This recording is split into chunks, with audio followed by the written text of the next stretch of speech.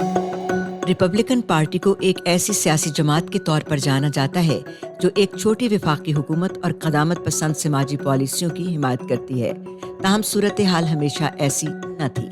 Republican party की बुनियाद 1854 में अमेरिका के शिमाली हिस्से में मुकीम बाशिंदों ने रखी थी, जो एक ऐसी मजबूत वफाकी हुकूमत चाहते थे जो मगरबी रियासतों में गुलामी की तौसीह की मुखालफत करे। इस पार्टी की तरफ से तारीखी तौर पर सदारती मनसब के लिए दूसरे उम्मीदवार इब्राहिम लिंकन ने 1860 में कामयाबी हासिल की और उन्होंने यूनियन को बरकरार रखने और गुलामी को ख़त्म करने के लिए इक़दामात उठाए।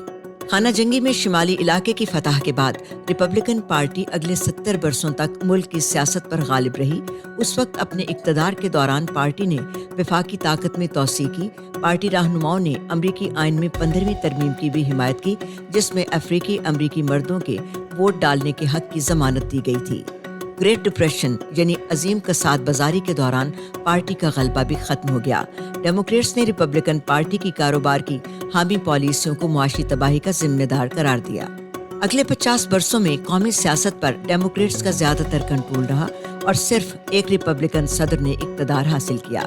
रिपब्लिकन्स ने डेमोक्रेट्स की जानिब से वफाकी हुकूमत की तौसीह के जवाब में एक क़दामत पसंदाना रद्द-ए-अमल तैयार किया, जिसका आगाज असीम कसाद बाजारी के दौरान हुआ। पार्टियों की बदलती पॉलिसियों के नतीजे में आबादियों में तब्दीली का रुझान पैदा हुआ और मुतअद्दिद अफ्रीकी अमरीकी वोटरों ने डेमोक्रेटिक पार्टी में, जबकि बहुत से सफ़ेद फार्म राय दहिंदगान ने रिपब्लिकन पार्टी में शमूलियत इख्तियार की।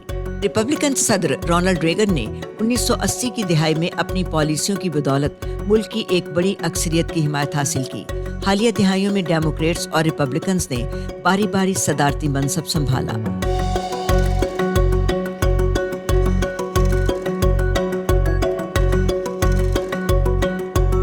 रिपब्लिकन सदूर जॉर्ज डब्ल्यू बुश और डोनाल्ड ट्रंप ने वफाकी हुकूमत के लिए मजीद छोटे रोल की हिमायत की और समाजी पॉलिसियों को क़दामत पसंदी में मजीद आगे बढ़ाया।